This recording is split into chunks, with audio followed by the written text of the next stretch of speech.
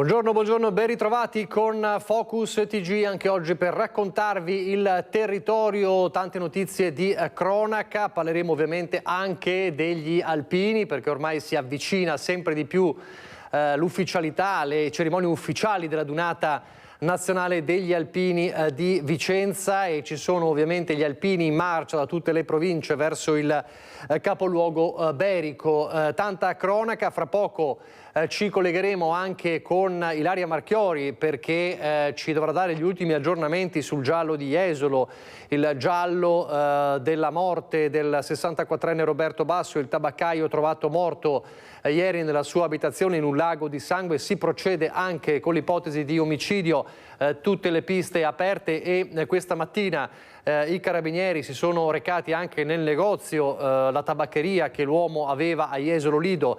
La morte, l'omicidio invece è avvenuto a Jesolo Paese, quindi questa mattina hanno posto sotto sequestro il negozio e fra poco dovrebbero esserci anche i carabinieri del RIS nell'abitazione del 64enne. Quindi gli aggiornamenti li vedremo tra poco con Ilaria Marchiori. Tanta cronaca dicevamo, ma allora partiamo con uno studio shock dell'Università di Padova che riguarda una piaga, quella dei PFAS. Una ricerca dell'Università di Padova ha dimostrato l'associazione tra l'esposizione e il rischio elevato di morte. Pensate, 4.000 morti in più in 34 anni nella cosiddetta area rossa.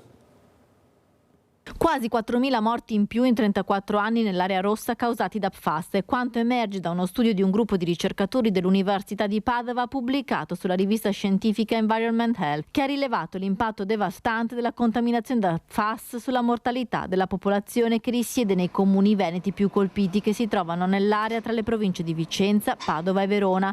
A renderlo noto il gruppo delle mamme No PFAS. Nel 2013 in Veneto è stata scoperta la vasta contaminazione delle acque che ha interessato 30 comuni delle 3 province, dove i PFAS sono stati rilevati in concentrazioni preoccupanti nelle acque superficiali, sotterranee e potabili, avvelenando circa 350.000 persone. La ricerca condotta dal professor Annibale Biggeri insieme al suo team dell'Università di Padova in collaborazione con il Registro Tumori dell'Emilia Romagna, il Servizio Statistico dell'Istituto Superiore di Sanità e con il contributo di Citizen Science del gruppo Mamme No PFAS evidenzia che dal 1985 al 2018 si è registrato un eccesso di oltre 3.800 morti rispetto all'atteso, una morte in più ogni 3 giorni. In particolare per la prima volta è stata dimostrata un'associazione causale tra l'esposizione dal PFAS e il rischio elevato di morte per malattie cardiovascolari. Secondo lo studio, inoltre, ad essere maggiormente colpiti sono stati i giovani. E poi c'è l'altra vicenda, quella del batterio killer, lo ricorderete, all'ospedale di Verona. Torna l'incubo Citrobacter all'ospedale Borgo Trento, è stato infatti individuato in 3 neonati. La situazione è sotto monitoraggio, si deve capire se il ceppo sia lo stesso tragico di 4 anni fa.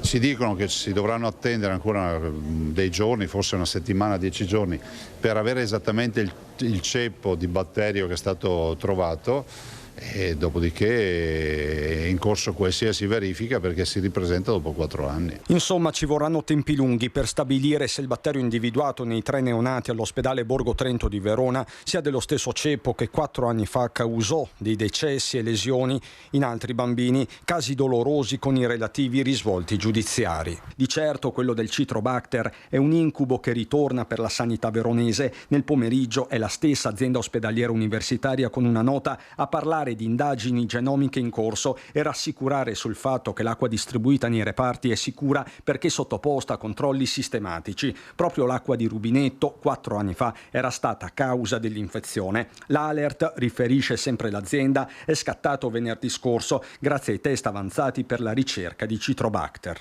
Ci sono stati fatti i test di routine, si sono trovati 3 neonati colonizzati, fortunatamente nessuna. Al momento ci viene detto che addirittura uno dei 3 è stato dimesso, un altro si è negativizzato ma è ricoverato per altri problemi e comunque sono asintomatici, nel senso che si è trovata la colonizzazione. Da Verona quindi specificano come siano al momento sospesi solo i ricoveri sotto la 33esima settimana di gestazione perché sono i nati prematuri a necessitare maggiormente dei ricoveri in terapia intensiva neonatale. Per le partorienti pretermine già ricoverate sono stati attivati i servizi di trasporto verso altri ospedali della regione. Intanto siamo a Padova, si allarga l'inchiesta sull'attentato al tecnico comunale di Vigonza, ne abbiamo parlato nei giorni scorsi, la procura inserisce nel fascicolo precedenti minacce ricevute dall'uomo. Sarà convocato per la settimana prossima in seduta straordinaria il Consiglio Comunale di Vigonza dopo i gravi fatti avvenuti la notte tra il 30 aprile e il 1 maggio, quando sono state date alle fiamme le 2 auto del capo ufficio tecnico del comune. Il Consiglio Comunale in seduta straordinaria vuole esprimere solidarietà unanime a Enzo Ferrara per l'attentato subito e condannare questi vili atti intimidatori.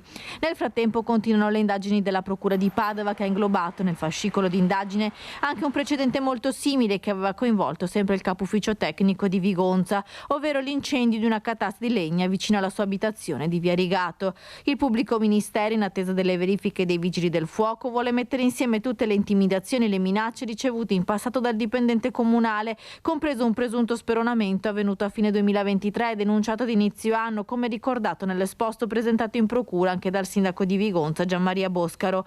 L'inchiesta vuole capire se ci sia un legame tra tutti questi episodi e se dietro ci sia un'unica mano, ritorsione legate ad un presunto abuso edilizio che doveva essere smantellato dopo la decisione del tribunale.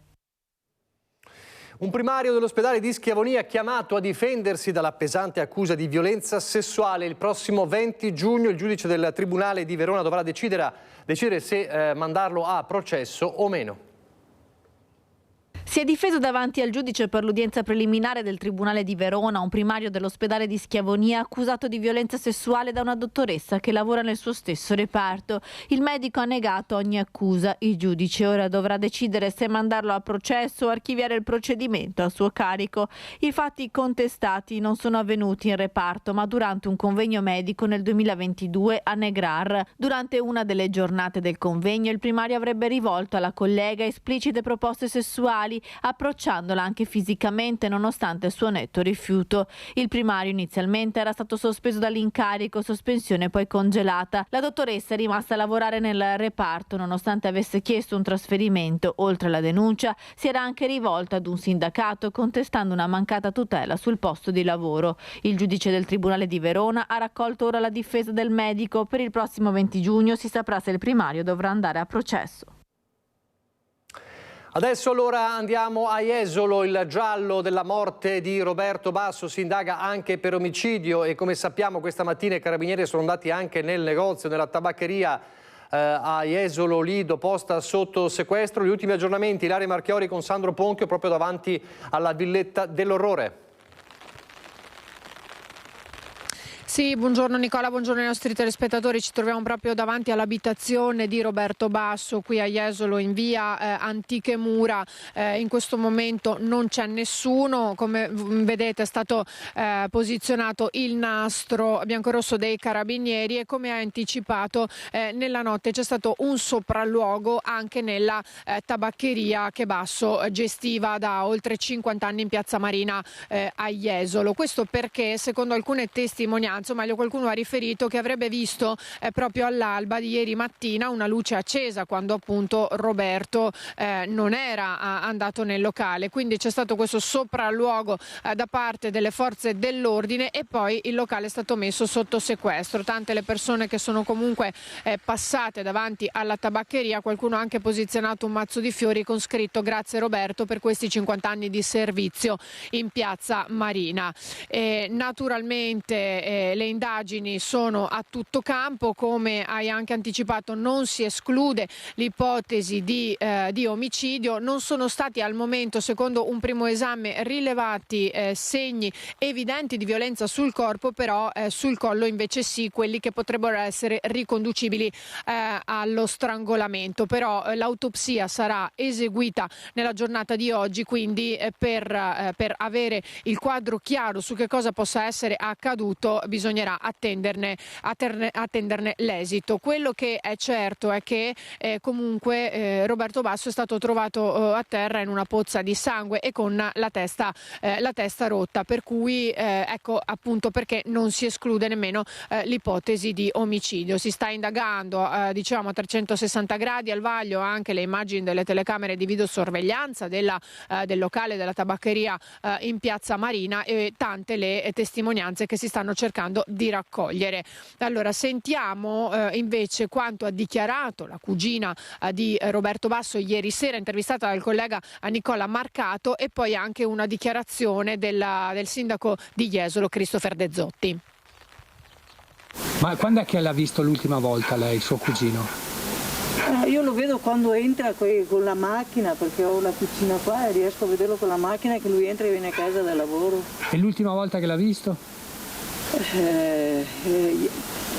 Sabato, perché ieri ero via anch'io.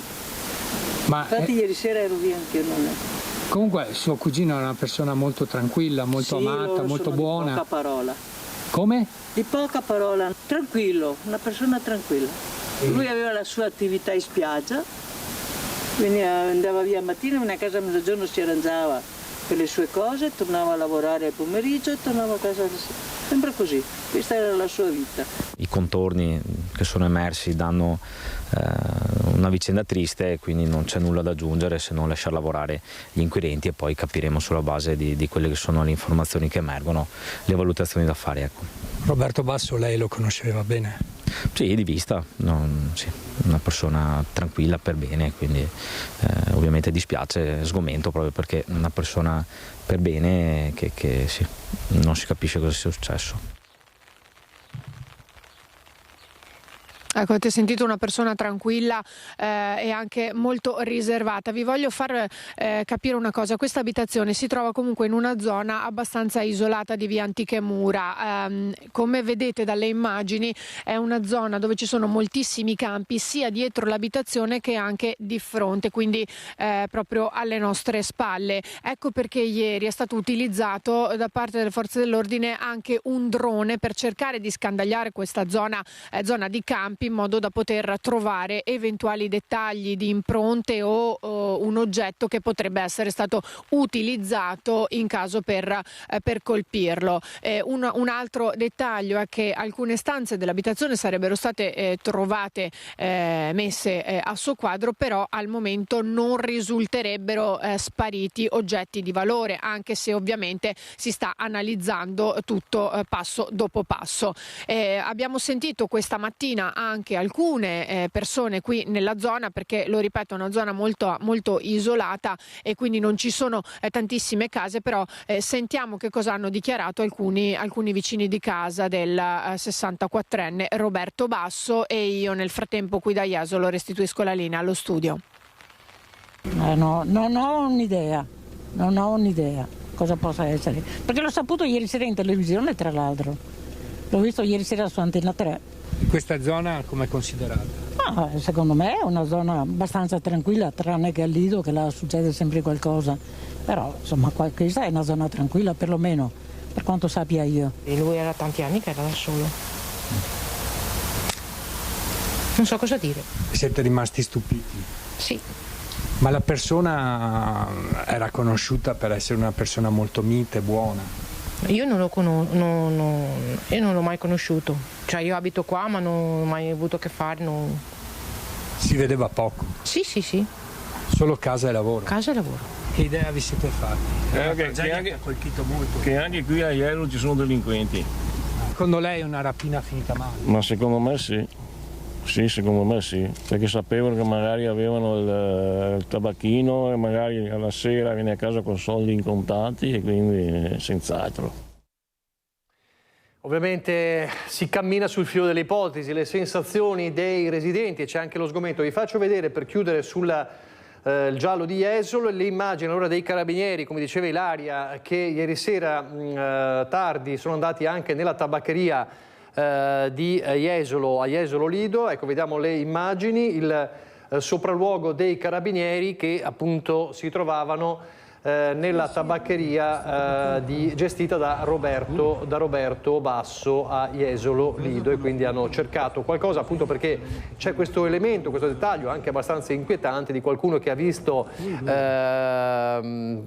luci accese ieri mattina nel negozio di Roberto Basso. È impossibile che fosse Roberto Basso, perché probabilmente era già morto.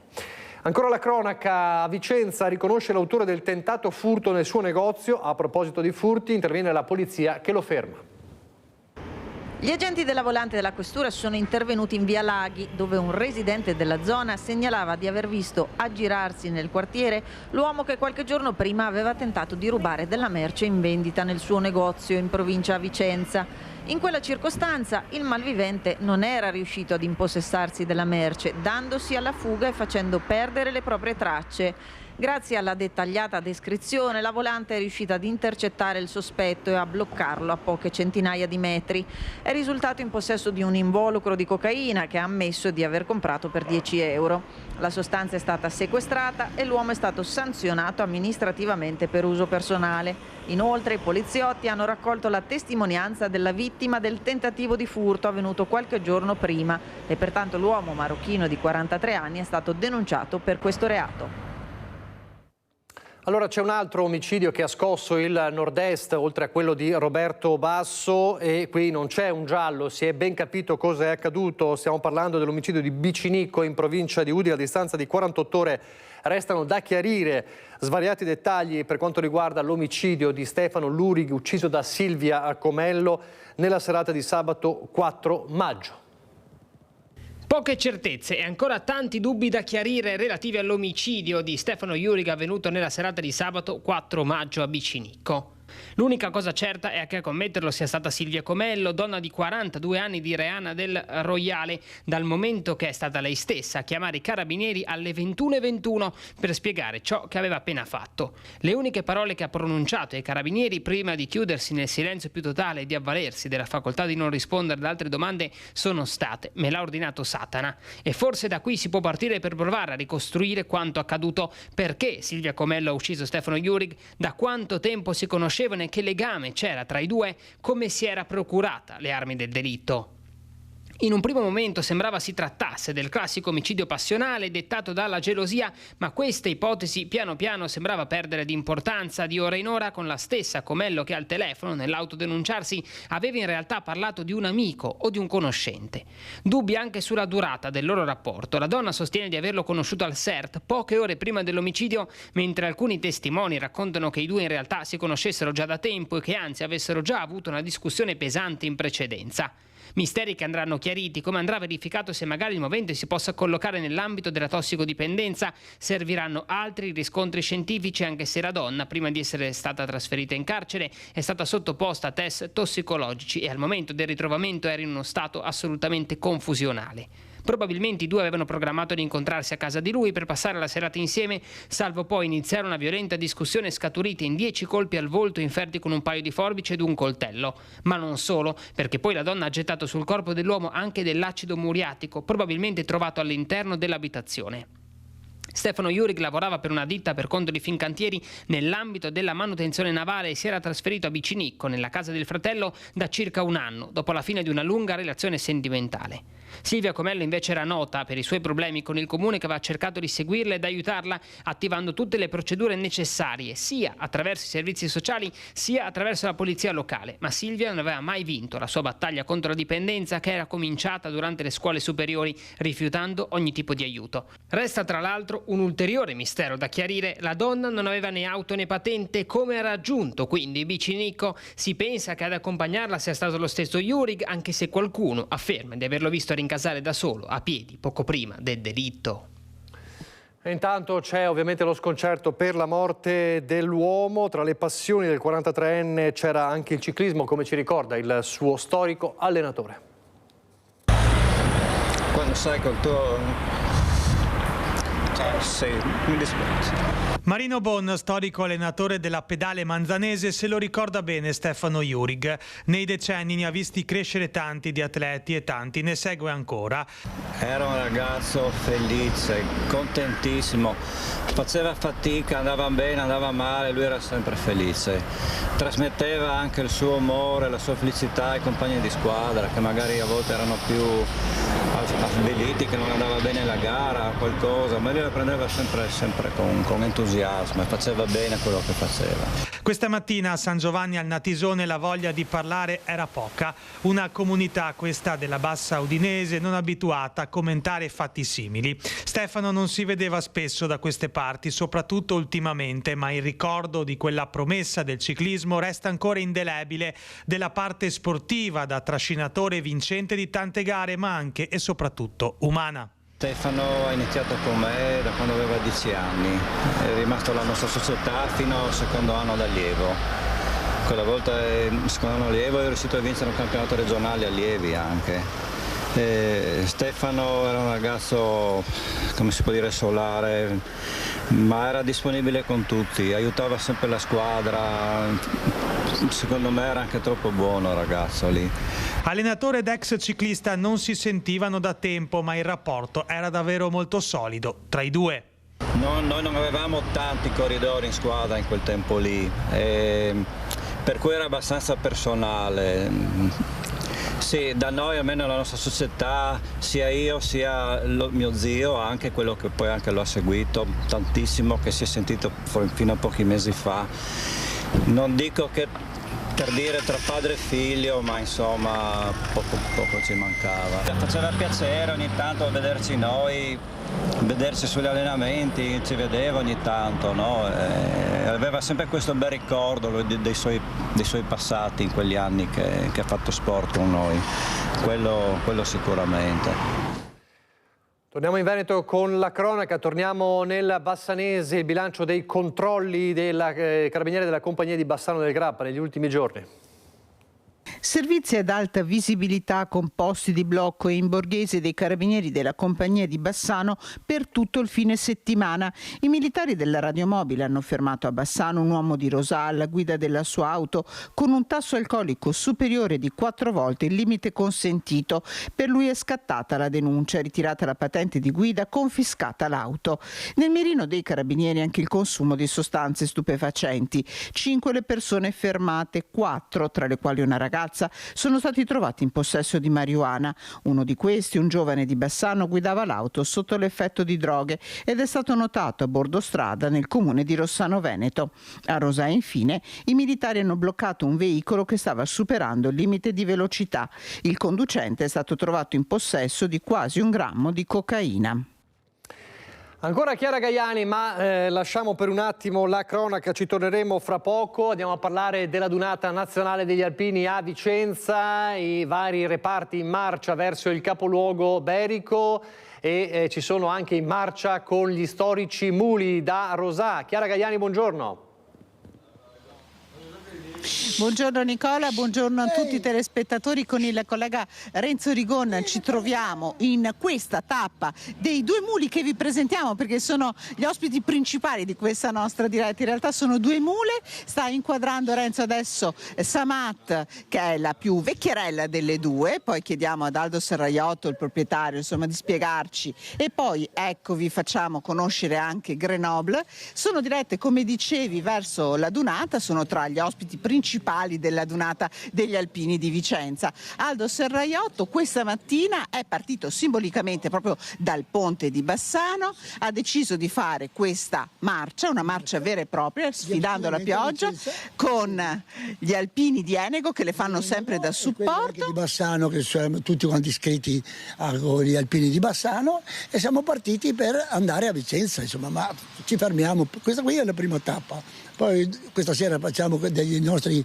amici di Pozzoleone, di Bressanvido, e passando anche per quelli di Pozzoleone, insomma. Ecco, ma voi non avete paura della pioggia e le mule nemmeno? Ma no, quando si faceva i campi, i campi invernali o campo estivo, se pioveva. Mers diceva che era un grande campione. In Belgio, quando facevano l'allenamento, non è come gli italiani che guardavano fuori e dicevano oggi piove, sto dentro. No, in Belgio quando ci si deve fare, partivano e andavano. Lo stesso facciamo noi alpini, no? Ecco, lei ci raccontava prima delle sue mule, in realtà queste lei ne ha avuta un'altra prima di Samat e di Grenoble, una passione che è nata come questa per i muli? Ogni alpino ha il suo mulo? Io ho fatto la naia nel 67 con i muli, il primo addestramento, poi sono stato autista. E andando alla dunata di Cuneo nel 2007 ho visto una mula ancora più grande di questa qua mia, e da lì mi sono innamorato di sti muli e ci sono cascato dentro e ci sono ancora qui, insomma, ecco. Ci presenta Samate Grenoble. Ah sì, la Grenoble è un po' la più birichina, ma anche lei è buona, però la più buona è la Samat. Veramente è peccato fargli un torto, non ci si può fare un torto, ecco, così. Che cosa lei vive praticamente in simbiosi con loro? Ci raccontava che si dice sempre che i muli sono testardi, ma in realtà i muli sono degli animali particolari, molto prudenti, sono stati i compagni degli alpini per decenni. Allora, il mulo non è testardo, lui è prudente. Se vede il pericolo non viene, non va. Quindi dovremmo anche essere noi come loro, prudenti e non così. Allora, in marcia verso Vicenza, se qualcuno vuole venirvi a trovare a Vicenza, dove vi troverà nei giorni della dunata? Allora saremo ospiti all'Istituto Lampertico di Vicenza in via Trissino 30, ecco, lì da domani pomeriggio siamo ospitati lì in questa area, ecco. E durante lo sfilamento tutti i muli saranno insieme? Ci sono anche quelli per esempio che arrivano da Vittorio Veneto. Voi a che ora partirete? No, allora quelli di Vittorio Veneto sfilano col Vittorio Veneto, io che sono col Bassano sfilo col Bassano, quelli che hanno qualche mulo da Cuneo o qualcosì sfilano con il Cuneo. Siamo tutti appartenenti a una sessione, chi Vando Biadene, qui Vittorio Veneto, noi col Bassano, eccetera. Insomma, siamo tutti dentro in una lista già predisposta a tutto quanto. Insomma. Quindi a che ora vi possiamo vedere in TV domenica? Noi sfiliamo col sesto settore, però hanno messo un preventivo di partenza alle ore 16, ma saranno le 18 perché noi siamo quasi gli ultimi del settore 6. Allora io chiuderei facendovi vedere una cosa straordinaria, e cioè come si fidano talmente tanto di Aldo queste due mule che mangiano addirittura dal suo cappello. Ce lo fa vedere Aldo come si fa a dar da mangiare a un mulo un pezzo di pane? Ce lo fa vedere? Non solo il pane, mi mangiano anche il mangime se glielo metto dentro. Ecco, allora dai, vi facciamo vedere questa cosa proprio in chiusura. Tra l'altro chiedo un attimo a Renzo di inquadrare Vincenzo, perché Vincenzo, pensate, arriva dall'Aquila, è sempre fedele compagno di Aldo nei suoi viaggi, vero? Da quando ci siamo conosciuti a Bolzano siamo stati sempre uniti, sempre assieme, tutte le adunate. E questo è proprio lo spirito dell'alpino. Ecco, allora vi faccio vedere Aldo che dà da mangiare a chi scegliamo? Grenoble. E su queste immagini davvero io ringrazio Renzo Rigon per la collaborazione tecnica, tutti questi alpini che sono pronti per la dunata di Vicenza, entusiasti. Ringraziamo davvero di cuore Aldo Serraiotto. Nicola da Rosà, restituisco la linea allo studio. Grazie a Chiara Gaiani. Allora, le hanno citati proprio gli amici alpini in diretta con Chiara Gaiani, le salmerie di Vittorio Veneto. Eccole. Per me sono una seconda famiglia. Sono una seconda famiglia perché ci sto insieme con i muli praticamente quest'anno sono 30 anni e quindi si figuri quando io parlo di muli per me rappresentano qualcosa di vero, qualcosa di autentico che io cerco di trasmettere soprattutto alle nuove generazioni. Si commuove parlando dei muli Graziano De Biasi. Da 30 anni con le salmerie degli alpini di Vittorio Veneto si prende cura di questi animali che rappresentano un fiore all'occhiello del reparto, ma per le penne nere sono molto di più, forti e tenaci ma anche affettuosi come i migliori amici a quattro zampe, altro che testardi come vuole il detto. Sono animali sensibili, intelligenti e con una grande memoria. È vero, il mulo è deciso, è preciso, è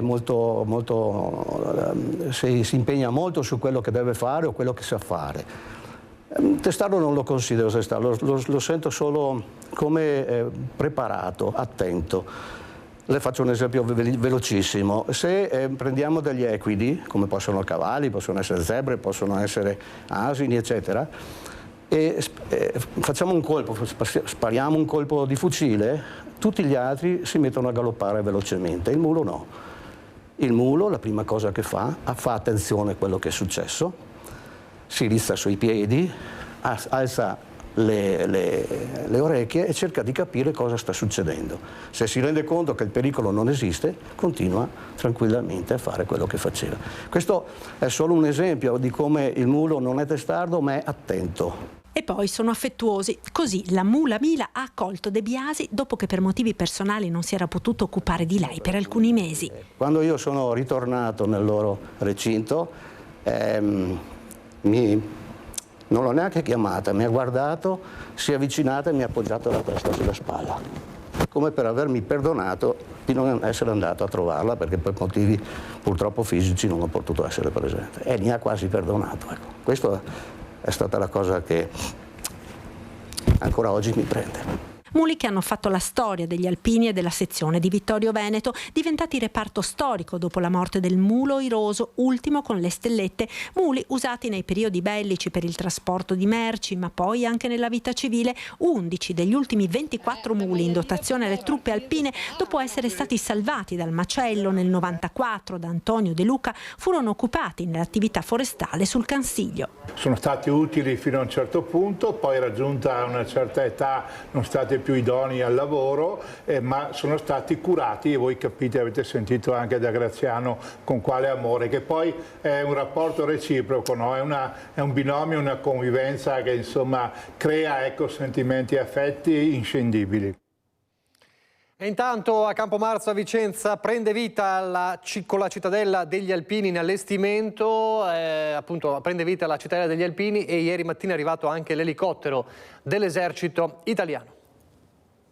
Fervono i preparativi qui a Campomarzo per l'allestimento di quella che diventerà la cittadella degli Alpini. Tutto stamattina è partito prestissimo con l'arrivo dell'elicottero dell'esercito italiano.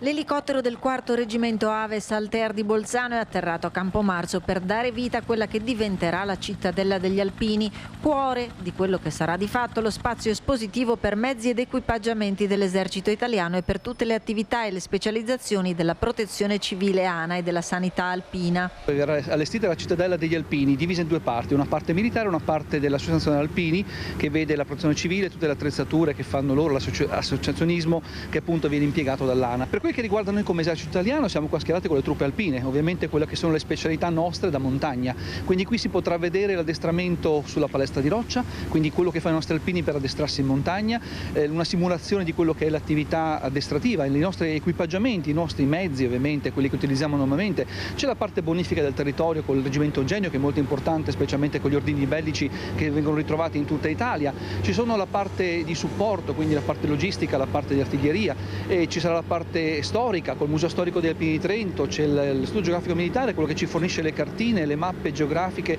dove noi operiamo, possiamo fare le cose in tutte le nostre attività. E poi ci sono le nostre specialità sia alpine in quanto tale, quindi nostre attrezzature, mezzi di nuovo tipo, equipaggiamenti, il nostro reggimento di cavalleria che appunto è il nostro reggimento che da 2013 è presente alla Brigata Alpina Giulia, e quindi potrete vedere quello che fa un alpino, un soldato dell'esercito italiano, nella fattispecie in questo caso delle truppe alpine, in addestramento, in attività normale. Sabato l'avvio ai lavori da parte dei volontari della protezione civile ANA con la posa delle recinzioni nell'area dove saranno esposti al pubblico i mezzi utilizzati dalla protezione civile ANA, come i moduli idrogeologici ad esempio usati nell'ultima alluvione a Vicenza, ma non solo. Ci saranno tutti i nostri mezzi, saranno allestiti, ci saranno anche dei video, delle dimostrazioni sulle attività che vengono fatte come protezione civile, ma ci sarà anche l'ospedale da campo nostro, dove ricordo che è l'unico ospedale in Italia che è anche aviotrasportabile,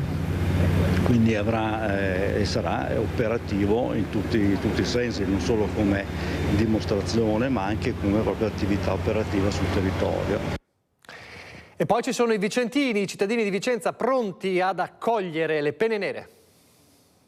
Ci sono le bande, loro sono simpatici e io ho un figlio alpino. Ci sarà anche suo figlio?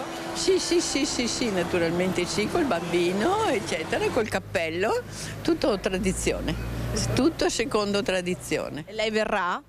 Io guardo la sfilata, sì. È una cosa che aspettavamo da molto tempo, per cui ben accetta gli alpini. Hanno sempre fatto cose positive e continuano a farne in ogni momento, e quindi viva gli alpini. È un orgoglio per la città. Certo, per noi vicentini è un orgoglio, anche perché abbiamo 2 medaglie d'oro e quindi siamo una città proprio bella. E viva gli alpini. E viva gli alpini. Sono strafelice, non contento solo. Come mai? È perché mi è sempre piaciuto il corpo degli alpini. Io non ho fatto il militare negli alpini, però mi sono sempre piaciuti e sono contento di questa festa nella nostra città. È veramente un orgoglio, è un piacere averli. Ecco. Guardi, io non sono stato alpino, però mi piace. Li segue? Sì, e hanno fatto tanto e fanno anche tanto, insomma. Ecco, è importante. Pensi che a mio nipotino ci ho comprato la maglietta? Mio nonno è un alpino. Sì, e lui verrà qua a vederla con mia figlia. No, è una cosa bellissima, bellissima. Poi loro sono bravi, quello che stanno facendo, poi sono sempre presenti in ogni occasione, alluvione, questo, quello. È un gruppo, mio marito faceva parte dal 1963 e adesso lui non c'è più e mi hanno chiesto di inserirmi nel gruppo e io faccio parte anch'io. Lei è un alpino, parteciperà a questa donata? Sì, aspiravo sempre da tanto tempo che arrivasse ancora un'altra. E poi una dedica e omaggio dell'alpino Sergio a tutte le donne telespettatrici di Rete Veneta. Una donna con fiori in mano fa 2 fiori. Ha proprio ragione. Allora, prima di andare in pubblicità, chiudiamo la pagina sugli alpini e sulla donata. Abbiamo visto in marcia con i muli nella zona di Rosà, ma poi c'è anche la Marca Trevigiana. Allora, nella Marca Trevigiana andiamo adesso. Gli alpini di Preganziol che questa mattina sono partiti con la loro marcia raggiungeranno Vicenza a piedi. Adesso sono nella zona di Zero Branco. Li ha raggiunti il nostro Lucio Zanato. Buongiorno Lucio. Buongiorno Nicola, buongiorno ai telespettatori di Rete Veneta. Sì, li ho raggiunti, ma li avevo lasciati proprio in partenza a Preganziol. Anzi, se mandate in onda le immagini, intanto facciamo vedere il saluto alla bandiera con i bambini delle scuole elementari. Quelli che vedete qui invece sono gli zaini, perché ovviamente è il momento del rancio. Intorno a mezzogiorno si ferma, si fa il rancio, si ricordano i tempi in cui si faceva il rancio un po' in caserma, un po' magari durante le spedizioni, quindi durante per noi in artiglieria ad esempio i momenti del campo tiro, oppure i campi estivi o i campi invernali. Allora entriamo dentro qui, siamo all'interno della sede del gruppo alpini di Zero Branco che ha ospitato questa prima tappa degli alpini di Preganziol, ma anche perché abbiamo il capogruppo di Vedelago. Quindi Marca Trevigiana in movimento, se dalla parte vicentina, anzi bassanese, si sono già mossi i muli, qui invece si muovono gli uomini. E allora questa volta intanto parto da Bruno, perché Bruno è, diciamo così, il vice capogruppo, l'ho detto giusto stavolta, sì, vice capogruppo degli alpini di Preganziol. Partenza bagnata, partenza fortunata, perché voi siete arrivati qua, come si dice in Veneto, come i pitussi bagnai. Perché fossimo in su dal fosso, va bene. Comunque certo ne abbiamo preso un bel po'.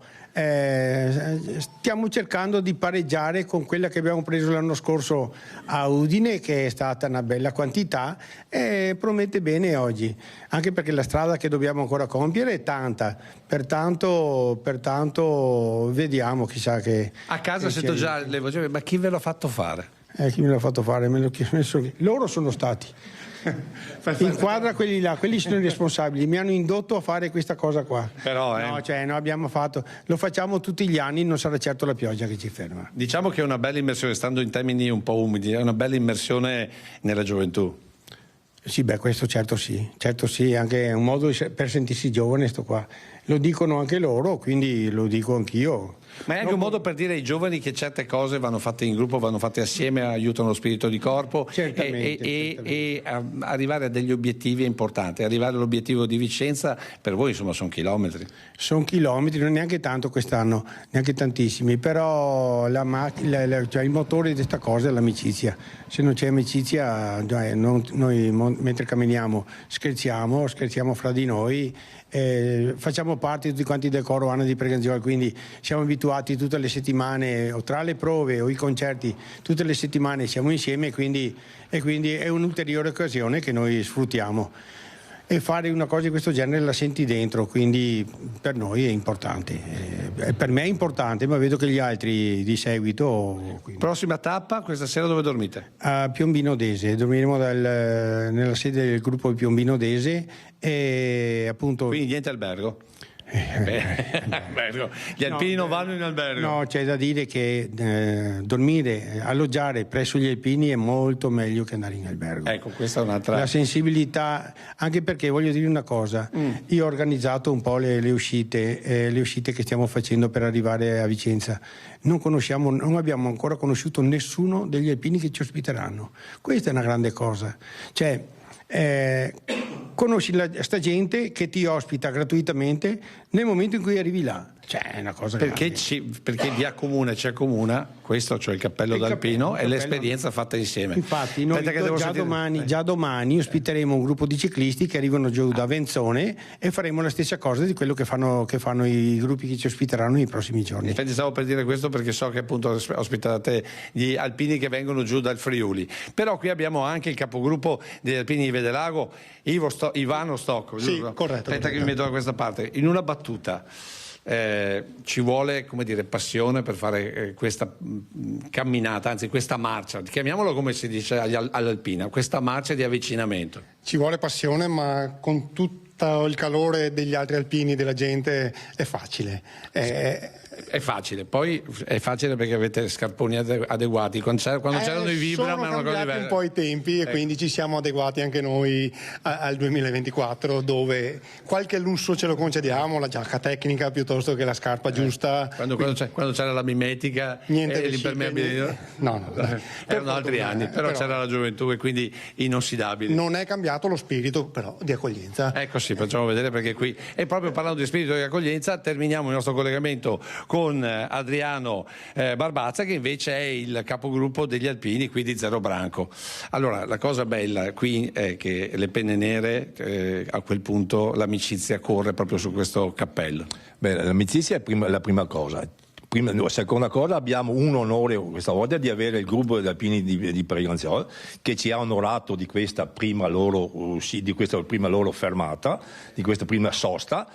Mi dispiace che hanno preso un po' di pioggia, però altrimenti... Però gli alpini, quelli che marciano, sono abituati. Gli alpini non hanno paura di questa pioggia. Ecco, noi artiglieri invece... Gli artiglieri un po' meno. Bruno, mi dispiace per te che sei alpino. Noi qua, io e Lucio, siamo del terzo artiglieria montagna e mi dispiace per te. Conegliano. È Conegliano, bravissimo Lucio, ok. Comunque, ecco, dai, avanti. Vorrei aggiungere che col Trento non si scherza. Ecco, quindi avete capito che l'alpinità è notevole già qui a Zero Branco. Pensate un po' voi quando ci troveremo a Vicenza tutti insieme per vivere questa 95esima adunata nazionale degli alpini. Io credo che il mio tempo sia finito, sento proprio l'orecchio che mi fischia perché il nostro Nicola in studio ha bisogno per lanciare la pubblicità, e quindi a te la linea, Nicola.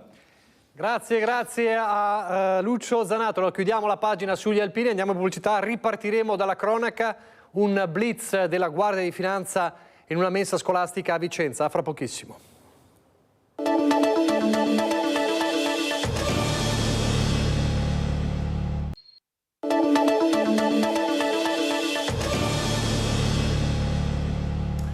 Allora, di nuovo in diretta con Focus TG, lo abbiamo detto prima della pubblicità, ripartiamo dalla cronaca da Vicenza, muffa nel pane e pensate formiche nel dolce in una mensa scolastica della provincia Berica. Il blitz della Guardia di Finanza è stata sospesa, ovviamente l'attività di una cooperativa che portava il cibo ai bambini. Ce ne parla Daniele Garbin con Simone Squarcina e con il tenente della Guardia di Finanza di Vicenza Alessio Curione. Sentiamo. Pane ammuffito e formiche nelle pietanze, è questo che è stato accertato nei pasti di ragazzini, insomma di una cooperativa che produce e fornisce pasti per le mense scolastiche. La Guardia di Finanza, con me il tenente Alessio Curione del gruppo Vicenza, ecco, del provinciale. L'attività di servizio del comando provinciale della Guardia di Finanza di Vicenza è stata sviluppata all'esito di un'attività di monitoraggio delle mense scolastiche avente ad oggetto la qualità dei servizi e dei pasti forniti. In particolare l'intervento si pone all'indomani di accertamenti preliminari che hanno portato a valutare la presenza di insetti e di muffe all'interno di pasti serviti ai bambini di una scuola secondaria del capoluogo Berico. Ecco, diciamo che è un'operazione congiunta con il Servizio Sanitario dell'Uso 8, no? E voi avete dato un supporto, ma anche una parte della vostra servizio in questo momento. Che cosa vi proponete fare? Cosa state facendo proprio per tutelare la salute dei passi dei ragazzi?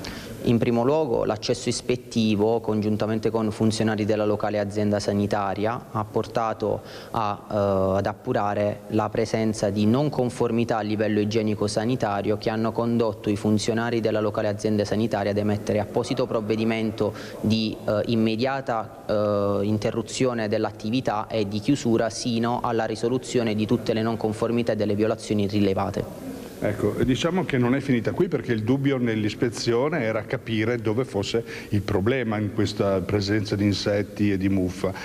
Avete stabilito dove arrivava la contaminazione? L'intervento ha avuto ad oggetto il centro di cottura e di distribuzione della cooperativa oggetto di controllo, ove oltre alle irregolarità di natura igienico-sanitaria sono state altresì rilevate violazioni a livello delle posizioni lavorative. Infatti su 13 dei lavoratori presenti al momento del controllo, ben 2 sono stati trovati completamente in nero, mentre altre 2 ulteriori posizioni lavorative sono oggetto di ulteriori approfondimenti. Ecco, per riassumere, la situazione in questo momento è stata sospesa l'attività, sanzioni sono state elevate? Al momento, oltre alla chiusura immediata della cooperativa, si è proceduto a contestare alla cooperativa circa 4.000 euro di sanzioni pecuniarie per la presenza di lavoratori in nero presso la cooperativa, nonché un'ulteriore segnalazione all'ispettorato del lavoro finalizzata alla sospensione dell'attività lavorativa. Bene, noi tanto la ringraziamo e le auguriamo buon lavoro a lei e ai suoi colleghi. Grazie. Ecco, e con questo restituiamo la linea allo studio. Grazie Daniele Garbin. Dunque in una scuola può capitare anche questo, di trovare del pane ammuffito, addirittura le formiche nel dolce, oppure può capitare, come è capitato in un asilo di Padova, che un grosso ramo per il maltempo crolli nel cortile dell'asilo, e quindi dramma sfiorato. E allora ci sono i genitori di i genitori dei bimbi che frequentano questo asilo, che chiedono maggiore sicurezza al Comune di Padova. È con uno di loro la nostra Valentina Visentin. Buongiorno Valentina.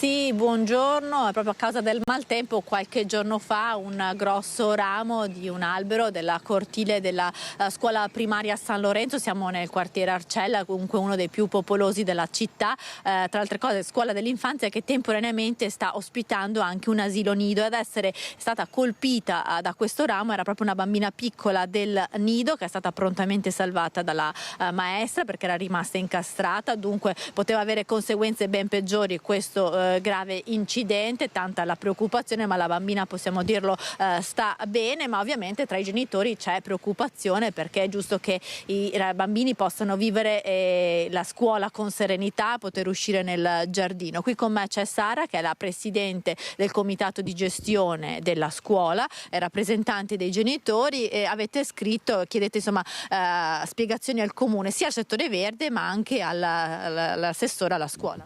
Esatto, sì, abbiamo inoltrato una mail richiedendo appunto riferendo dell'accaduto e richiedendo al settore verde di comunicarci quando sarà possibile per i bambini tornare a giocare fuori, e richiedendo anche e determinare anche lo stato di sicurezza degli alberi che è stato fatto appunto nel 2023 da una ditta esterna al comune di Padova.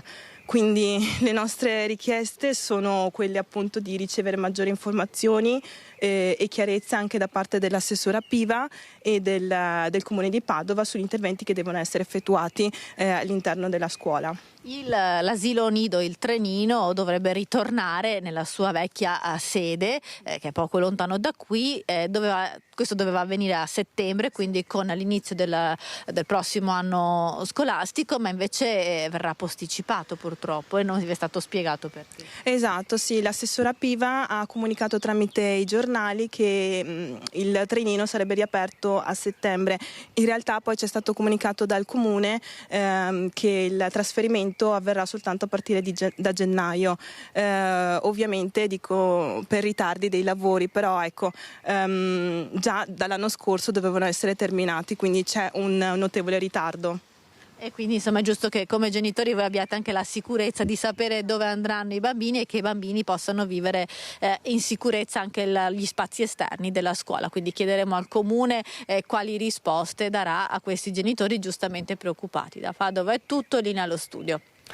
Grazie a Valentina Visentin. C'è un altro problema a Padova ed è un problema annoso che torna costantemente, anche questa volta dopo l'aggressione a 2 poliziotti. Parliamo della movida violenta al Portello. Dopo l'aggressione a 2 poliziotti sabato sera al Portello, intervenuti per allontanare un nordafricano che stava urinando davanti all'entrata di un bar di via Belzoni, i residenti dello storico quartiere di Padova tornano a denunciare gli effetti pesanti della mala movida. C'è stata una sottovalutazione del problema da parte dell'amministrazione, mi spiace dirlo, ma è così. Adesso cominciamo a vedere dei segnali, quindi ci sono maggiori controlli e per esempio l'altra sera c'erano dei poliziotti che erano intervenuti per situazioni di degrado in atto e sono stati aggrediti. Questo è molto molto preoccupante. I poliziotti delle volanti sono stati prima insultati da un 34enne brasiliano intervenuto mentre gli agenti stavano cercando di allontanare lo straniero molesto e poi anche spintonati e colpiti con dei pugni. Il brasiliano è stato arrestato, ma la situazione, dicono i residenti, è peggiorata. La concentrazione di avventori della movida è troppo alta per il quartiere. Si creano appunto delle situazioni di ordine pubblico, di impossibilità ad accedere alle proprie case quando le strade sono intasate di persone ubriache che urlano, che ti colpiscono la macchina quando stai passando. Le persone che abitano in via Belzoni, dove c'è un concentrato di bar aperti fino alle 2 di notte e molto frequentato anche da personaggi piuttosto anche pericolosi, ci sono delle persone che non riescono neanche a rientrare a piedi a casa. I residenti del Portello hanno creato un comitato qualche anno fa per avviare un dialogo con il comune. Noi residenti siamo noi che dobbiamo scendere in strada delle volte per cercare di calmare certi gruppi di persone in agitazione che urlano, proprio parliamo a notte inoltrata. Il questore di Padova, Marco Dorisi, ha assicurato che i controlli nella zona del Portello proseguiranno proprio in chiave di prevenzione al fine di garantire una buona movida nell'interesse di tutti, sia dei residenti che degli esercenti e degli stessi avventori. Quello che preoccupa però, conclude il questore, è dover registrare talvolta una certa avversione e ostilità nei confronti degli agenti. Giovani per lo più protagonisti della movida, giovanissimi i componenti delle baby gang che imperversano nelle varie città. A Treviso una baby gang che a inizio febbraio, pensate, compì 4 rapine violente in appena mezz'ora nella zona della stazione degli autobus di Mom con obiettivo dei giovanissimi coetanei. La polizia ha arrestato il capo della banda, appena 17 anni. Vittime scelte a caso durante l'uscita da scuola degli studenti, quando in zona stazione delle Corriere a Treviso regnava il caos. Ed è proprio grazie alla confusione e alla ressa in via Roma che la baby gang agiva. In manetta è finito un 17enne trevigiano, un baby boss a capo di un gruppetto di aggressori. Il giudice del Tribunale per i minori di Venezia ha firmato nei confronti del giovane un'ordinanza di custodia cautelare in carcere eseguita dalla polizia il 3 maggio scorso. Il minore studente, come le sue vittime, era già aggravato da un avviso orale con cui il questore lo aveva ammonito. Il 17enne, residente in provincia, lo scorso 9 febbraio, assieme alla sua baby gang, ha messo a segno 4 rapine nell'arco di una sola mezz'ora. Ai nostri microfoni il giorno dopo a raccontarci uno dei colpi, uno studente. C'è stata un'aggressione qui sul tunnel che porta alla stazione delle Corriere è stato aggredito un ragazzino e derubato delle cuffiette del telefonino. Approfittando della confusione, la baby gang accerchiava la vittima, la malmenava e la minacciava facendo pensare di avere un coltello, anche se non è stato chiarito se effettivamente il 17enne avesse una lama in tasca o meno. Poi si faceva consegnare il denaro, portafogli, collanine in oro, cellulari e AirPods. In un caso l'aggressore ha tirato una testata sul naso alla vittima, provocandole la frattura del setto nasale con prognosi di 30 giorni. Gli studenti accerchiati e rapinati dalla baby gang sono tra i 15 e i 18 anni ed hanno presentato denuncia. Ad incastrare il 17enne le immagini delle telecamere di videosorveglianza e le testimonianze. Ora è caccia ai complici ancora non identificati. Non sono bravate ma veri e propri crimini, spiega l'assessore Tessarolo. Stiamo parlando di reati. Ecco, oggi è il caso che i ragazzi capiscano bene intanto come in questo caso qui, che a ridosso della maggiore età le responsabilità cambiano. Non a caso è uscito il decreto del Tribunale dei minori, il ragazzo è stato portato in carcere. E poi non parliamo di bravate, non parliamo di disagio, parliamo di veri e propri reati. E quindi al reato si risponde ovviamente con quello che è il codice penale. Continuano le indagini della polizia per verificare se il 17enne abbia agito in passato, mettendo a segno altre rapine analoghe. Il disagio giovanile nasce spesso in famiglia, i genitori che non sanno come risolvere le problematiche. A Asilea nasce uno sportello proprio per aiutare mamme e papà. SOS Educativo consiste in un help immediato e istantaneo che noi mettiamo a disposizione dei genitori. Sappiamo benissimo che adesso la condizione dei nostri giovani è particolare, però noi crediamo che sia particolare le esigenze un po' della famiglia. Aiuto concreto e immediato per dare una risposta al disagio giovanile. Parte Asilea SOS Educativo, progetto che nasce in collaborazione con la cooperativa sociale Itaca Onlus e che offre ai genitori di ragazzi preadolescenti e adolescenti una consulenza e un confronto nei momenti di difficoltà. Non approviamo il termine baby gang perché non si definisce nulla. Noi crediamo che certi ragazzini abbiano determinati problemi e, come detto prima, le famiglie poi sono la cassa di risonanza di quei problemi. Dalle questioni familiari alle scelte scolastiche o professionali fino al percorso di vita dei figli. L'obiettivo è offrire supporto ai genitori affinché possano gestire ogni situazione con fiducia e tranquillità senza sentirsi soli. Il servizio è attivo al numero 335 740 7360. Il confronto rispetto a quelle che sono le dinamiche familiari e di relazione con i figli preadolescenti e adolescenti, proprio per capire quali sono le esigenze e i bisogni. In primis dei genitori rispetto appunto alla relazione educativa con i figli e in seguito anche rispetto ai bisogni di crescita e di sviluppo di questi minori. Il passaggio fondamentale è poi quello di riuscire a orientare i genitori rispetto a servizi specialistici, quindi sanitari, sociosanitari. Dare dunque una risposta a un'emergenza sociale, quella delle cosiddette baby gang e dei giovani violenti, anche attraverso l'aiuto dell'US2. Un'attenzione e un ascolto ai genitori, alle fragilità dei genitori. È un progetto che sta ad un passo di ordine di prevenzione. Poi è chiaro che questo ci permette di filtrare le situazioni più critiche, più fragili e pensare invece a dei progetti nell'ambito più sanitario per alcuni preadolescenti e adolescenti. Mentre l'Italia piange altri 5 operai, la strage di Casteldaccia, gli operai che sono morti, si erano calati nelle fogne, uccisi dal gas, l'ennesima morte sul lavoro, l'ennesima strage sul lavoro ormai quotidiana. A Nanto invece si piange la morte di un 61enne vivaista vittima di un infortunio con il suo trattore.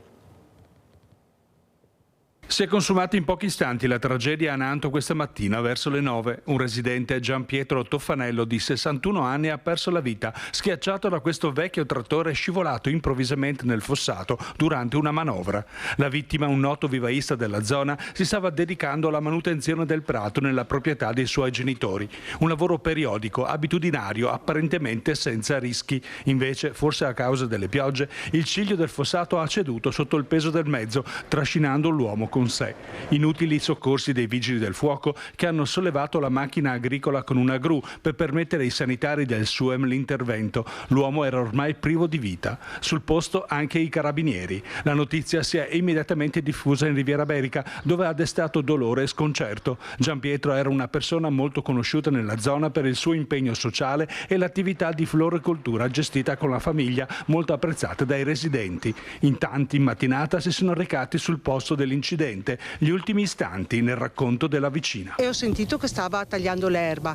Ad un tratto non l'ho più sentito, però pensavo che fosse andato in casa. La mia vicina mi ha chiamato perché la figlia stava passando per la strada e ha visto il trattore rovesciato. Una persona un lavoratore, un gran lavoratore, teneva ogni lunedì pulito tutto questo appezzamento, un bravo ragazzo. Un familiare, un amico, un fratello per me. Oggi era il giorno di riposo, si dedicava alle sue cose lì, della famiglia e delle sue attività, stava facendo pulizia sull'argine di quel fosso.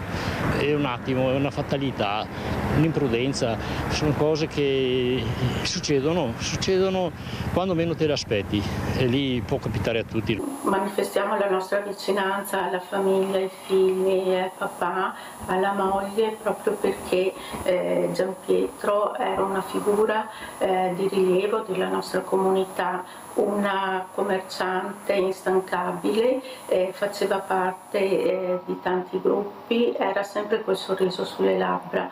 Era anche il nostro fornitore a titolo gratuito dei fiori che vengono posti nel ponte di Nanto e anche davanti al municipio.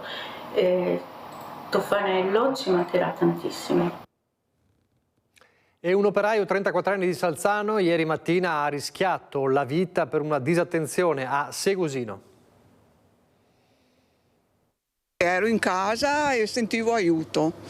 Sono uscita e ho visto la persona incastrata tra il camion e il muro e non potevamo fare niente ovviamente e quindi ho chiamato subito i soccorsi. Le grida disperate, aiuto, liberatemi, venivano dal camion, ma dentro non c'era nessuno. L'uomo, un moldavo di 34 anni, era rimasto schiacciato tra il fianco del mezzo e il muro, con un braccio però ancora incastrato dentro la cabina. Insieme ad una ragazza del posto, questa residente ha chiamato i soccorsi. I primi ad arrivare l'ambulanza di Valdobbiadene. L'automedica di Pieve del Grappa ha scortato i vigili del fuoco per un'altra strada dove il mezzo sarebbe riuscito a passare. Un intervento tempestivo che gli ha salvato la vita. Per fortuna che qualcuno c'era e dopo la paura era che i vigili del fuoco venissero di qua e quindi non passavano. Era là incastrato e abbiamo dovuto con le nostre attrezzature in qualche modo poterlo togliere. Abbiamo usato i cuscini appositi che abbiamo noi, abbiamo sfruttato un po' il mezzo di circa 10 centimetri che ci hanno aiutato a liberarlo un po'. Poi aveva anche il braccio inserito nella porta, abbiamo tagliato un pezzo di porta e siamo riusciti a estrarre il ragazzo che apparentemente stava bene. Era cosciente? Al momento sì. Lo hanno liberato con questi cuscinetti di sollevamento che, riempiti di aria compressa, possono arrivare a sollevare anche un'autovettura. Così sono riusciti a tirarlo fuori. L'uomo di Salzano, dipendente di una ditta di Zero Branco, è riuscito a rendere ai sanitari una prima ricostruzione dei fatti. Aveva parcheggiato il mezzo nello spazio antistante La Volta in Borgo Matteotti. Stava scendendo quando il mezzo lo ha trascinato indietro perché aveva scordato di inserire il freno a mano e così è rimasto schiacciato. Devono fermarsi qua perché non ci passano, la misura delle case è stretta e questo ha rischiato secondo me. A tirare il freno a mano sarà un infermiere. Carabinieri e Spisa giunti nella piccola frazione di Riva Grassa poco dopo infatti lo troveranno inserito. Sul posto una pattuglia dei carabinieri di Valdobbiadene. L'uomo ha riportato diversi traumi ma non è in pericolo di vita. Ed è vivo per miracolo anche il motociclista che si è scontrato contro un cervo sul passo Giau. Siamo nel Bellunese, il video di questo schianto è diventato virale, un video impressionante.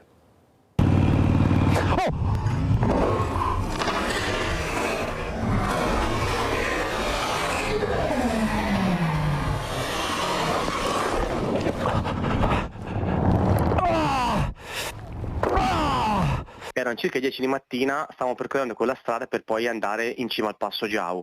Mi ero fermato per scendere dalla moto e fare una foto e con calma, perché poi in un video che uscirà più avanti sul canale faccio vedere che andavo a 60 orari, quindi andavo molto piano, tranquillamente, e purtroppo il cervo nella sua natura ha attraversato la strada. Il racconto ancora fresco, le immagini vivide pur se da quel giorno sono passati quasi 8 mesi. Riccardo Baroglio, biker di Barberino del Mugello, comune della città metropolitana di Firenze, con il suo gruppo viaggiano verso il valico del Passo Giau. Con questo panorama qui davanti cominciamo questo video così. Siamo insieme, siamo in gruppo, su un palcoscenico della Madonna, a raidare, a far tuoneggiare, fasoleggiare le nostre motociclette. Si parte ragazzi, si parte. Passo Giau. A pochi chilometri dall'incrocio per il Giau, lungo la provinciale 251, improvvisamente un cervo balza in mezzo alla strada. L'urto non è stato fortissimo, anche perché ho preso la parte posteriore dell'animale, quindi ho avuto una via di fuga sulla sinistra, e perché se l'avessi preso sulla pancia, ecco lì mi sarei finito addosso anch'io insieme alla moto, purtroppo, quindi ho avuto fortuna anche per le protezioni, insomma. Il cervo, pur malandato, riesce a dileguarsi. Dell'animale sulla carreggiata non c'è traccia. Il cervo si è alzato zoppicante ed è subito risceso per la strada da cui era venuto. Ho cercato più volte, insieme anche il signore che si era fermato con me della macchina bianca, per cercare l'animale, però era scappato via, quindi non l'abbiamo più trovato. All'incidente assiste l'autista di un furgonato che si ferma per prestare assistenza al biker. Fortunatamente, grazie alle protezioni, Riccardo Baroglio esce quasi incolume dall'incidente. Il suo video, postato sul canale blog Noise 883 di YouTube, ha superato in poche ore le 100.000 visualizzazioni. Il biker fiorentino ha incassato per lo più la solidarietà di chi si è trovato nella sua medesima situazione, molto comune sulle strade bellunesi. Noise, la moto, è stata rimessa in strada poche ore dopo, ma per ripararla, racconta Baroglio, già pronto a viaggiare di nuovo sulle strade dolomitiche, ho versato una lacrima alla volta. A giugno quest'anno torneremo e rifaremo queste strade, probabilmente anche con la stessa strada. E adesso cambiamo argomento, ci spostiamo a Venezia, parliamo della guerra dei taxi. Il Quirinale ha dato il via libera infatti ai motoscafi NCC con licenze di altri comuni. L'assessore alla mobilità Moraso dice: chiederemo un tavolo di coordinamento. Dopo la Cassazione, la Corte Costituzionale, il Consiglio di Stato e l'Autorità Garante della Concorrenza, anche il Capo dello Stato, Sergio Mattarella, si è espresso sulla circolazione commerciale in laguna, il servizio di motoscafi NCC, mettendo la parola fine a ogni tentativo da parte del Comune di Venezia di chiudere al noleggio con conducente con le licenze rilasciate da altri comuni. Nulla di nuovo, noi di fatto rispetto a questa sentenza il Comune di Venezia stava già applicandola, nel senso che non stavamo già sanzionando coloro che svolgevano servizio di NCC proveniente da altro comune. Oggi il tema vero è capire quanti altri comuni potranno aprire nuove graduatorie e nuove liste di taxi NCC, perché le sentenze si applicano. Significa che se un soggetto da Caorle o porta a casa la licenza da Caorle o da Chioggia potrà imbarcare il turista e portarlo anche in centro storico di Venezia. Il ricorso straordinario proposto da Venice Tour è dunque stato accolto, ma il Comune ha intenzione di agire. Noi come Comune di Venezia stavamo già applicando il contenuto perché sapevamo che l'esito sarebbe stato favorevole e ricorrente. Avremo un coordinamento con la città metropolitana evidente per impedire una deregulation totale, ovviamente. Adesso pochi istanti di pubblicità.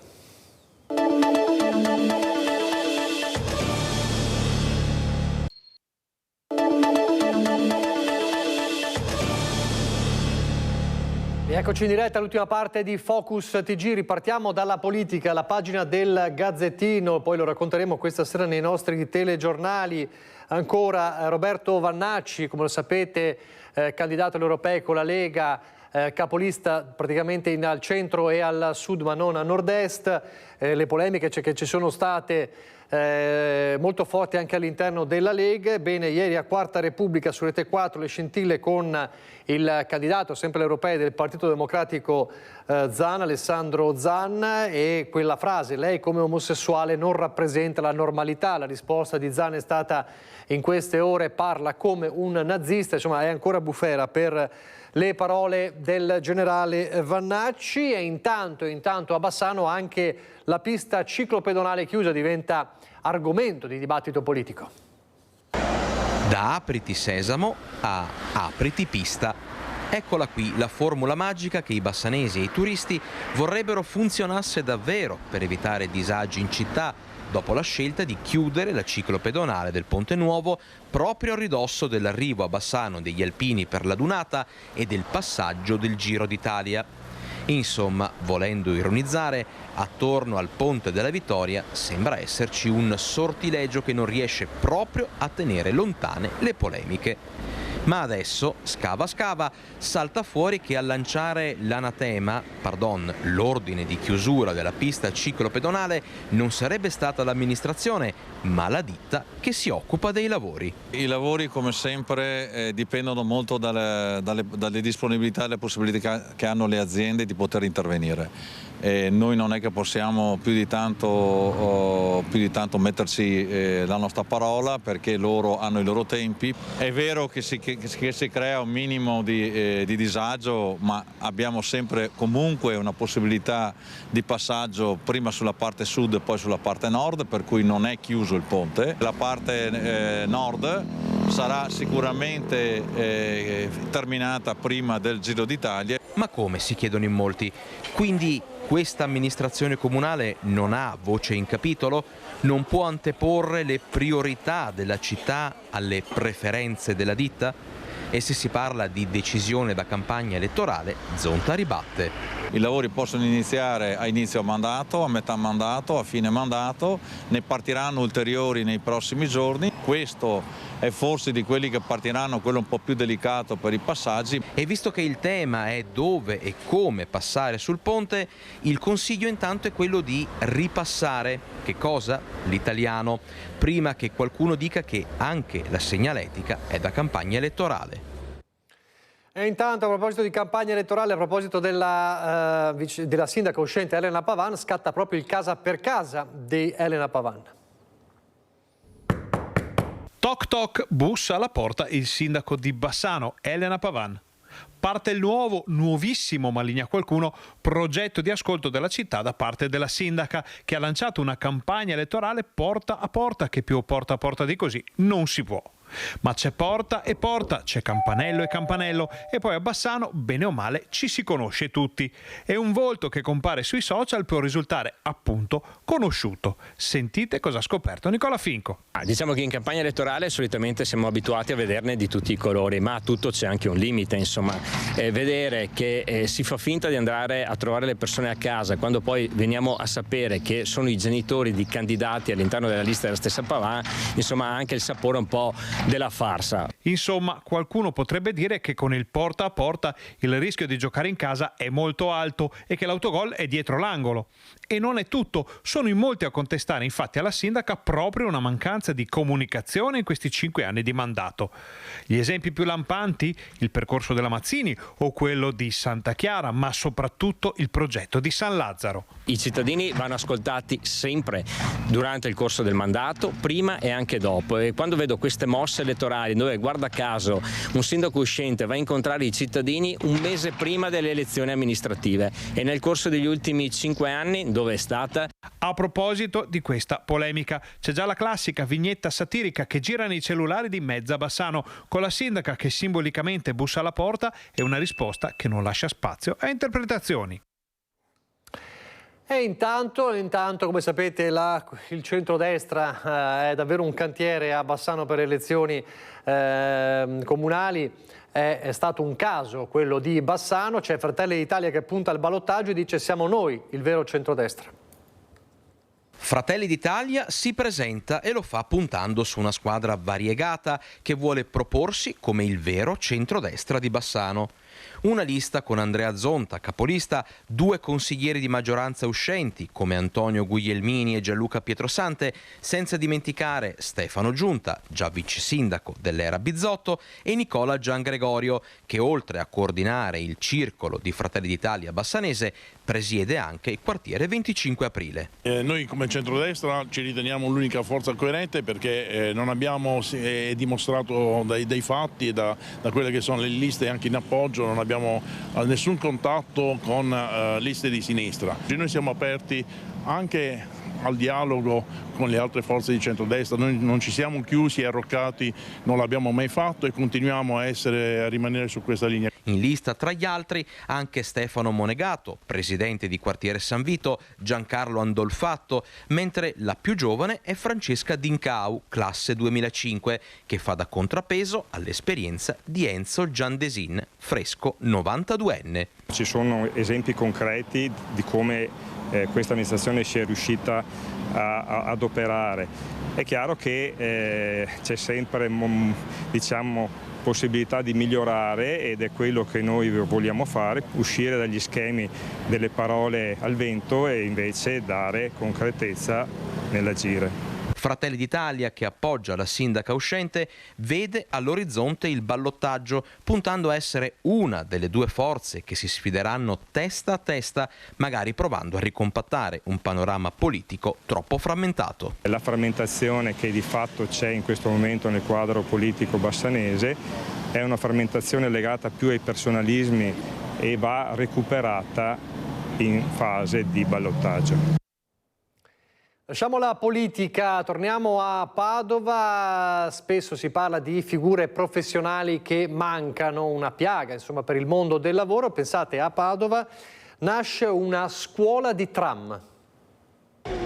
Nasce a Padova un percorso formativo dedicato al tram, in pratica una scuola che formerà giovani manutentori. Con le nuove linee SIR 2 e SIR 3, infatti, in circolazione ci saranno almeno 55 vetture. C'è quindi la necessità di personale per curare il parco mezzi. Per non farci trovare impreparati, insieme ad APS, Provincia, Provvitorato e Istituto Bernardi, abbiamo realizzato questo accordo che permetterà di formare dei ragazzi già dal prossimo anno che avranno una materia dedicata allo sviluppo delle linee tranviarie, in modo da formare dei ragazzi che quando saranno diplomati avranno già delle conoscenze che potranno essere molto importanti sul mercato del lavoro. Il percorso formativo sarà attivato a partire dall'anno scolastico 2024-2025 all'Istituto Bernardi di Padova, con un profilo definito tecnico della manutenzione e diagnostica dei mezzi della rete tranviaria. Dal prossimo anno sarà riservato agli studenti del quarto e quinto anno, per poi essere esteso prossimamente anche a quelli del terzo. È un nuovo ampliamento dell'offerta formativa che l'Istituto Bernardi offre ai nostri ragazzi che finiscono oggi il primo grado, ma anche a coloro che hanno già un percorso, hanno già delle competenze e vogliono magari reinserirsi all'interno di un percorso professionale di crescita. Il Nord-Est e la Marca in questi giorni piangono la scomparsa a 75 anni per un tumore di Fausto Paiar, giornalista e scrittore bellunese di nascita, era nato a Longarone ma trevigiano d'adozione, che scrisse anche molti libri. L'ultimo libro si chiamava Soffitte del Nord-Est, storie di persone e di fatti raccolti nella memoria di questo grande cronista. Lo presentò nell'agosto del 2022 al direttore Luigi Bacialli in una puntata di Focus. Sentiamo come Fausto Paiar raccontava l'origine di questo libro nell'agosto del 2022. Dopo aver fatto il giornalista, aver viaggiato, eccetera, mi sono chiesto se potevo fare qualcosa per restituire qualcosa alla mia gente, una gente che amo. Ho preso e raccolto un sacco di ricordi, di memorie, eccetera. La soffitta che cos'è? Perché ne ho messo questo titolo? Soffitta è il luogo dove si mettono quelle cose che al momento non servono, che però non si possono buttare. Perché? Perché costituiscono, magari sono foto, magari un vecchio cappello, un vestito, l'abito di nozze, insomma, tutte le cose che un mobiletto, sappiamo bene insomma le cose, che non si possono buttare perché altrimenti si butta un pezzo della propria vita. Qualcosa che fa parte di se stessi, della propria identità. Allora ho detto, ma ci sono delle tracce? Sì, ci sono delle tracce.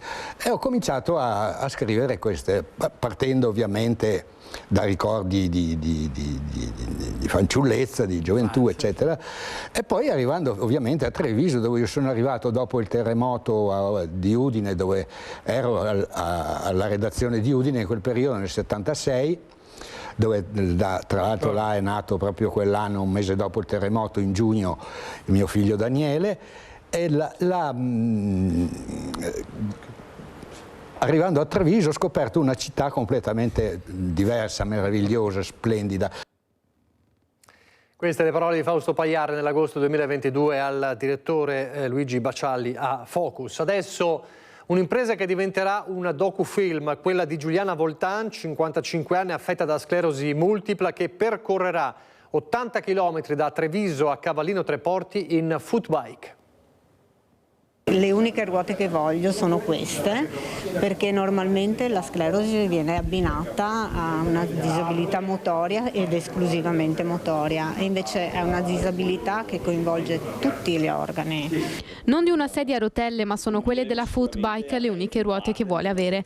Giuliana Voltan, 55 anni, affetta da sclerosi multipla, percorrerà 80 km da Treviso a Cavallino con il suo mezzo per sensibilizzare sul tema della salute e dello sport, portando come esempio la sua storia e la sua malattia. Ho fatto dello sport la mia bandiera per riuscire anche a superare determinati ostacoli. Gli ostacoli sono tanti, ricorrenti, più o meno negli anni, e non penso di essere un eroe, però credo che la buona volontà e l'impegno servano molto. Spero di farcela, perché gli imprevisti sono sempre all'ordine del giorno nella mia malattia. Una diagnosi arrivata circa 30 anni fa e che le ha cambiato la vita. Lo sport l'ancora a cui si è aggrappata senza mai arrendersi. Impegno e volontà che l'hanno fatta arrivare 1 chilometro alla volta a percorrere lunghe distanze e vincere premi in giro per l'Europa, anche grazie all'aiuto del suo coach. 1 chilometro a settimana siamo riusciti, e sono riuscito con, diamo un po' la mia pazzia, però sono riuscito a coronare questa impresa che è valevole quasi come una medaglia, perché è una medaglia molto importante, perché sono riuscito a cambiare lo status della persona, e questa è una cosa che fa ben sperare anche per tante persone che hanno questo tipo di problematica. La 80 km che Giuliana percorrerà sabato 11 maggio è un traguardo. Partenza da Treviso, passando per la Restera e il comune di Casier, fino ad arrivare alle spiagge di Lio Piccolo a Cavallino. Seguita da un giovane regista, la sua corsa diventerà anche un docufilm. Io avevo voglia di dimostrare che lo sport, la disabilità e l'inclusione sono dei veicoli, per cui bisogna utilizzarli nella maniera corretta per poter fare qualcosa per se stessi che possa servire anche agli altri. Il veicolo per arrivare a sentirsi bene sei tu. La utilizzo come sistema di terapia, portando le persone nell'ambiente, perché in modo da potersi muovere. È un monopattino a spinta muscolare, che quindi muove completamente tutto il corpo, sia dalla parte alta che dalla parte degli arti inferiori, lavorando sull'equilibrio, quindi un potenziale per anche Giuliana, in questo caso per la sua malattia, è molto ma molto importante. Siamo quasi in chiusura, cambiamo argomento, andiamo a Rosà con la grande festa per l'asparago. Dalla terra e dalle mani, dalla ricchezza della terra allo scrigno di chi raccoglie e custodisce una delle grandi eccellenze del territorio, l'asparago bianco di Bassano DOP. Una folla di gente, di famiglie, di bambini ha riempito Parco delle Rose per la 38esima mostra concorso dei mazzi più belli. Ma la domenica è stata ricca di eventi, di associazioni, di artigiani, di commercianti e di istituti scolastici, racchiusi in un grande abbraccio nel cuore di Rosà. Dalla terra e dalle mani è una manifestazione che coniuga i prodotti della nostra terra, in particolare l'asparago bianco DOP di Bassano del Grappa, ma anche i prodotti dell'artigianato e dei nostri commercianti, quindi i prodotti del lavoro. Un ringraziamento particolare va a tutti i volontari che supportano questo, la Proloco in primis, il nuovo direttivo che da poco si è insediato, e un quasi centinaio di persone che sono indispensabili per la buona riuscita.